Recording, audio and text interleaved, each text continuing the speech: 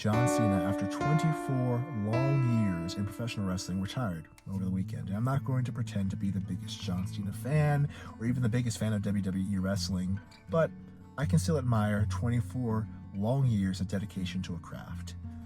At some point, though, it gets my mind thinking.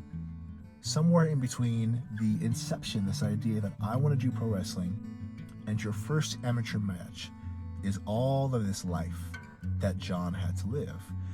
And it makes me think, when he was graduating from college with his degree in exercise physiology, or working at Gold's Gym afterwards doing bodybuilding, or even the short stint he had driving a limousine for a while, I wonder if at any point in those periods of life where he had doubts or frustrations about where life was taking him. And similarly for us, we may be subject to any of the curveballs that life throws at us. But I wonder if the trajectory of our life is more, let's say, determined by how we react to those curveballs rather than sometimes the curveballs themselves. See, at some point in life, you will experience setbacks.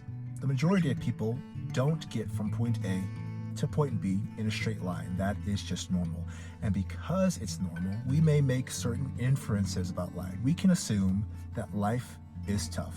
And we can go back to that conversation we had last week about grit. Think about your favorite underdog story, fiction or nonfiction. For me, it's a story about a man named Chris Gardner, The Pursuit of Happiness, who, down on his luck, found himself being evicted from his apartment with his kid, and through tons of grit and determination, working from an unpaid role at a brokerage to a paid one at the climax of the story. If you haven't seen the movie, I'm so sorry, I just spoiled the whole thing, but it's still worth a watch. Stories like that seem larger than life, but also incredibly realistic, a critique about the realism of life and life's struggles.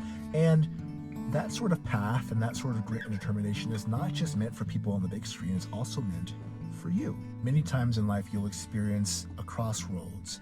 And I think it's that very first time where you have to choose between folding and rising above that will determine your trajectory in life and even the content of your character. When you experience rejection in life and you can reframe it as redirection, or you fail at something and you can reframe it as a learning opportunity. There's a reason why so many people can relate to a good comeback story or a good underdog story. It's because not only does it make a good narrative, but it's also the reality of a majority of people in life.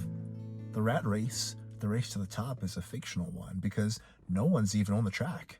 And if you are on the track, you're running the wrong way, or you're running out of your lane, or you're somewhere on the infield. Listen, what happens if it takes you 5 years to complete your degree? Oh well, it took you 5 years. What happens if it takes you 6 different relationships to find the one? Oh well, it took you 6 different times, because no one's life is cookie cutter. And everybody is figuring it out on their own. Life's going to beat you up whether you like it or not. And I think, though, the more that you take it in stride and let that water fall off your back, I think the easier life will become. The more resilient you'll be, and the more dog you'll have in you as well. Now look at this sunset, and have a good night.